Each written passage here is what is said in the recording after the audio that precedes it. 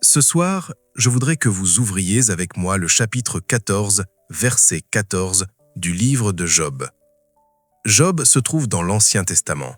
C'est le livre le plus ancien du monde. Il n'existe aucun livre connu dans le monde qui soit aussi ancien que le livre de Job. Et pourtant, Job pose une question dont je suis certain que beaucoup d'entre vous se posent aujourd'hui. Il pose une question avec laquelle tous les grands philosophes se sont débattus. Il pose une question avec laquelle tous les grands penseurs et intellectuels, à un moment ou un autre, se sont confrontés. Il pose la même question qu'un des plus grands scientifiques de ce pays m'a posée il y a environ 3 semaines. Il m'a dit « La science ne sait rien à ce sujet, mais je suis troublé et préoccupé par cela. » Voici la question. Si un homme meurt, revivra-t-il? Si un homme meurt, revivra-t-il? Le problème de la mort et de la vie, ou de la vie et de la mort, n'y avez-vous jamais pensé? Êtes-vous déjà allé à des funérailles? Pendant quelques instants, vous êtes solennel, pensif. Puis, ce soir-là, vous rentrez chez vous, vous vous couchez et vous y pensez. Un jour, on m'emmènera au cimetière, on dira quelques mots à mon sujet, et ce sera la fin. Tout sera terminé. Savez-vous ce que dit la Bible?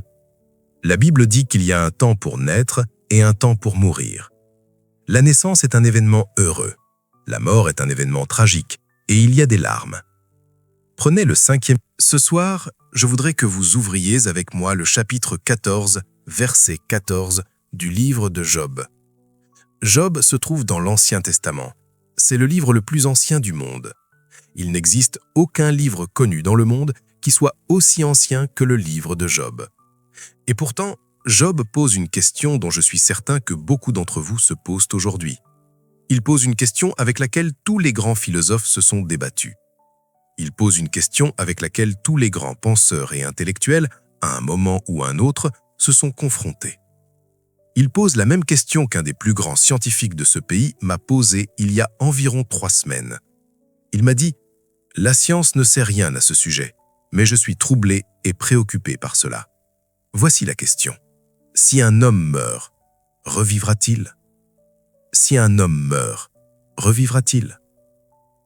Le problème de la mort et de la vie, ou de la vie et de la mort, n'y avez-vous jamais pensé? Êtes-vous déjà allé à des funérailles? Pendant quelques instants, vous êtes solennel, pensif. Puis, ce soir-là, vous rentrez chez vous, vous vous couchez et vous y pensez. Un jour, on m'emmènera au cimetière, on dira quelques mots à mon sujet, et ce sera la fin. Tout sera terminé. Savez-vous ce que dit la Bible? La Bible dit qu'il y a un temps pour naître et un temps pour mourir.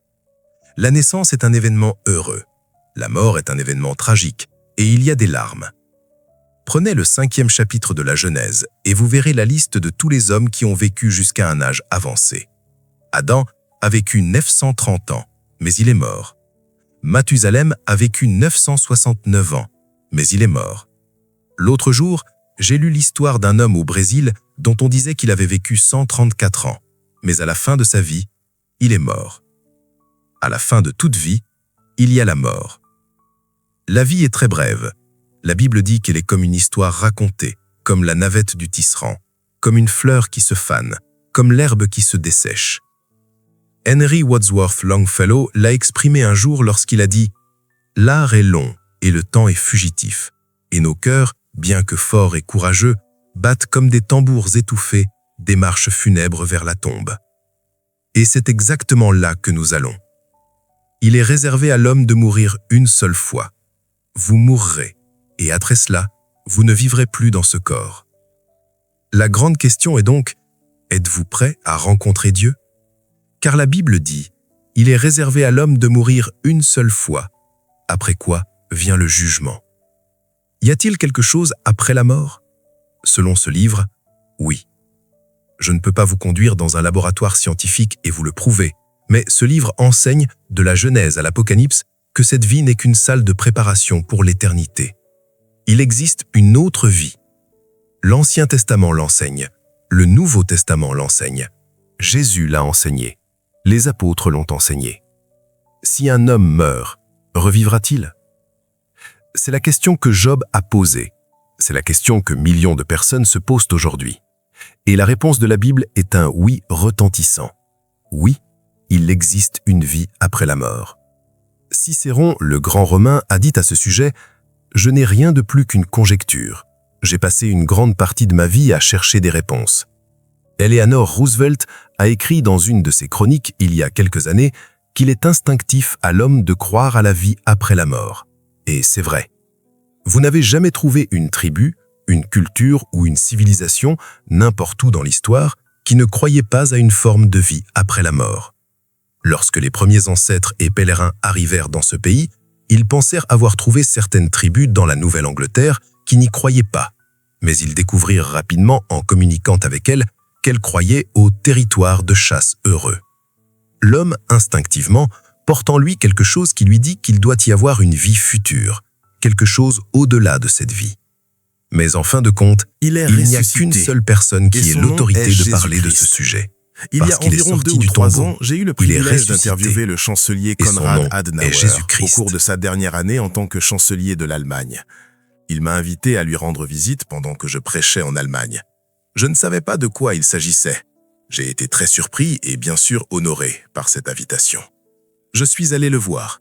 Il m'a salué, grand, imposant, un géant d'homme, celui qui avait presque à lui seul ramené la démocratie en Allemagne après la guerre. Et je me demandais ce que ce grand homme pouvait bien vouloir de moi. La première question qu'il m'a posée fut la suivante. « Croyez-vous à la vie après la mort ?» J'ai répondu « Oui, monsieur. Je sais que selon la Bible, j'y crois. » Il m'a dit « Moi aussi. Je suis en train d'étudier la résurrection de Jésus-Christ. Et lorsque je quitterai mes fonctions de chancelier, j'ai l'intention de consacrer le reste de ma vie à étudier la résurrection de Christ. » Il a ajouté « Car si Christ est vivant, il y a de l'espoir dans le monde. Mais si Christ n'est pas vivant, il n'y a aucun espoir que la civilisation puisse être sauvée. N'est-ce pas remarquable? Oui, Jésus-Christ est vivant. Il est ressuscité des morts ce jour-là, ce matin de Pâques, lors de cette première matinée de Pâques, lorsque Marie et Marie de Magdala se rendirent au tombeau, espérant embaumer un corps mort. Elles virent un ange assis là et demandèrent « Où est Jésus ?» L'ange répondit « Il n'est pas ici, il est ressuscité. Je vous dis aujourd'hui que c'est la meilleure nouvelle que le monde ait jamais entendue.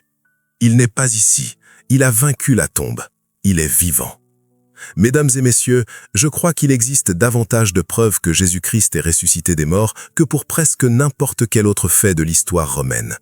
Je ne crois pas qu'il existe aujourd'hui un fait de l'histoire ancienne aussi solidement attesté que la résurrection de Jésus-Christ. Mais même s'il n'existait aucune preuve historique, aucune preuve scientifique, je croirais quand même, car je crois que ce livre est la parole inspirée de Dieu. Et toute l'Église primitive parcourut le pays entier en prêchant la résurrection de Jésus-Christ. C'est ce qui a bouleversé l'Empire romain, le fait qu'un homme soit ressuscité des morts, qu'il soit vivant et que la mort n'ait pas pu le retenir. Vous pouvez le voir dans les livres d'histoire. Christ est vivant, il est un sauveur vivant. Et pourtant, beaucoup de chrétiens vivent et agissent comme s'il était mort. Il n'est pas mort, il est vivant. Et la Bible dit qu'à un moment précis, à un signal déterminé, il reviendra sur cette terre pour établir son royaume. Et quel royaume ce sera? Ce sera un monde où il n'y aura ni larmes, ni tristesse, ni mort. Il n'y aura ni souffrance, ni guerre. Il n'y aura ni force de police, ni armée. Ce sera un monde glorieux, gouverné par une seule personne, le Seigneur Jésus-Christ. Il est vivant. J'ai confié ma vie non pas à un Christ mort, mais à un Christ vivant. Et je suis un sauveur vivant. Il m'a donné un chant à chanter. Il m'a donné un drapeau à suivre. Il m'a donné quelque chose en quoi croire. J'ai une raison d'exister. Je sais d'où je viens. Je sais pourquoi je suis ici. Et je sais où je vais. Dieu a dit au roi Ézéchias, « Mets ta maison en ordre, car tu vas mourir. » Vous et moi, nous allons mourir. Car voyez-vous, la Bible enseigne que vous et moi, nous avons un corps, mais qu'à l'intérieur de ce corps vit le véritable vous, votre véritable personne. Et c'est cette partie de vous qui vit pour toujours. Votre corps ira dans la tombe, mais vous, votre esprit, votre intelligence, votre mémoire, votre personnalité vivront toujours selon la Bible. Vous ne mourrez jamais. Et vous passerez 1 million d'années, 1 milliard d'années, dans l'un des 2 endroits, selon Jésus. Non pas selon Billy Graham, mais selon Jésus. Jésus a parlé beaucoup plus de l'enfer que du ciel. Il a parlé de l'enfer 3 fois plus que du ciel. Les autres auteurs de la Bible n'ont pas beaucoup parlé de l'enfer, mais Jésus en parlait constamment. Dans le Sermon sur la montagne, certains disent « Je ne crois pas à l'enfer, je vis selon le Sermon sur la montagne ». Mais ils n'ont jamais lu le Sermon sur la montagne, car Jésus y a parlé de l'enfer. Qu'a-t-il voulu dire par là? Il a dit que le Fils de l'homme enverra ses anges, qu'ils rassembleront de son royaume tous ceux qui causent le scandale et ceux qui commettent l'iniquité, et qu'ils les jetteront dans la fournaise de feu. Là seront les pleurs et les grincements de dents. Puis il dira à ceux qui seront à sa gauche, « Retirez-vous de moi, maudits, pour aller dans le feu éternel, préparé pour le diable et pour ses anges. » Il est en train de dire que l'enfer n'a jamais été créé pour l'homme. Il est en train de dire que Dieu n'enverra jamais un homme en enfer. Si un homme va en enfer, il y va par son propre choix, par sa libre décision. L'enfer a été créé pour le diable et pour ses anges, et non pour l'homme. Dieu n'a jamais voulu qu'un seul homme y aille. Et Dieu a fait tout ce qui était en son pouvoir pour vous en empêcher. Il a même donné son propre Fils pour mourir sur cette croix, afin de vous garder hors de l'enfer. Voyez-vous, lorsque Dieu vous a créé, il a fait de vous un être moral libre. Vous pouvez vivre le genre de vie que vous voulez. Vous pouvez avoir une bonne vie ou une mauvaise vie. Vous pouvez enfreindre les lois de Dieu ou vous pouvez leur obéir. Vous pouvez lever le poing contre Dieu et il n'y a rien que Dieu puisse faire pour vous en empêcher, parce que lorsqu'il vous a créé, il vous a donné un don, le libre arbitre. Vous n'êtes pas un robot sur lequel on appuie sur un bouton pour qu'il obéisse. Vous avez le droit de résister à Dieu, de le rejeter. Mais la Bible dit que malgré notre rébellion et notre rejet, Dieu vous aime. Il vous aime tellement qu'il a donné son Fils pour mourir pour vos péchés. Et lorsque Christ est mort sur cette croix, nous ne comprenons pas tout ce qui s'est produit sur cette croix, mais nous savons une chose. Il a porté l'enfer et le jugement que vous et moi méritions à cause de nos péchés. Il les a portés sur cette croix. C'est pourquoi cette terrible expression est sortie de ses lèvres. « Mon Dieu, pourquoi m'as-tu abandonné ?» Parce que, voyez-vous, le sens même de l'enfer, c'est la séparation d'avec Dieu. Et en ce moment terrible, il y a eu une rupture entre Dieu le Père et Dieu le Fils pour la première fois depuis le commencement de l'éternité. Christ est mort pour vous, et il a souffert les douleurs de l'enfer que vous et moi méritions à cause de nos péchés. Il les a portés sur cette croix. C'est pourquoi cette terrible expression est sortie de ses lèvres. « Mon Dieu, pourquoi m'as-tu abandonné ?» Parce que, voyez-vous, le sens même de l'enfer, c'est la séparation d'avec Dieu. Et en ce moment terrible, il y a eu une rupture entre Dieu le Père et Dieu le Fils pour la première fois depuis le commencement de l'éternité. Christ est mort pour vous, et il a souffert les douleurs de l'enfer que vous et moi méritions à cause de nos péchés. Il les a portés sur cette croix. Maintenant, Dieu dit « Recevez-le, croyez en lui, placez votre confiance en lui. Et je pardonnerai vos péchés, et je vous garantirai l'éternité dans un lieu appelé le ciel. Tout est à vous, et tout est gratuit. Tout ce que vous avez à faire, c'est de le recevoir. » Il vous offre ce soir la vie éternelle. Or, la vie éternelle ne commence pas au moment où vous mourrez. Lorsque vous mourrez en tant que chrétien, la vie éternelle ne commence pas alors. La vie éternelle commence au moment même où vous recevez Christ. Beaucoup d'entre vous ici en Caroline du Sud, en Caroline du Nord et dans tout le pays ont été élevés dans des foyers chrétiens, ou bien vous allez à l'église. Vous avez une vie relativement décente et vous vivez comme dans le reflet de la religion de vos parents. Mais vous n'avez jamais reçu Christ pour vous-même. Vous ne lui avez jamais fait confiance personnellement. Vous ne le connaissez pas vraiment. Vous n'êtes pas certain d'être prêt à rencontrer Dieu. Et la Bible dit « Prépare-toi à la rencontre de ton Dieu ». Êtes-vous prêt? Êtes-vous certain d'être prêt?